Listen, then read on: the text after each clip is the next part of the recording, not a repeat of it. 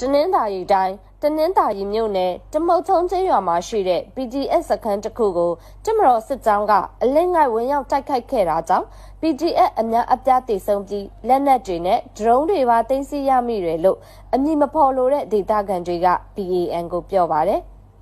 2020ရွေးကောက်ပွဲမှာမဲမတမာမှုတွေအပြင်ရွေးကောက်ပွဲမတမာမှုတွေပြုလုပ်ခဲ့တဲ့ NLD အစိုးရ NLD ပါတီနဲ့ NLD အမတ်တွေရဲ့တွေးထိုးမှုကြောင့်လူငယ်အများအပြားဟာပြည်သူ့ကာကွယ်ရေးအဖွဲ့အမည်ခံ PDF အဖြစ်နဲ့ဒီစေအစိုးရကိုလက်နက်ကင်ပုန်ကန်နေကြတာဖြစ်ပါတယ်။ပြီးခဲ့တဲ့မတ်လ30ရက်နေ့မနက်6နာရီအချိန်ခန့်မှာတမုတ်ထုံးကျေးရွာမှာရှိတဲ့ပြည်သူ့ကာကွယ်ရေးအဖွဲ့အမည်ခံ PDF စခန်းကိုတပ်မတော်စစ်ကြောင်းကဝင်ရောက်တိုက်ခိုက်ခဲ့ကြတာဖြစ်ပါတယ်။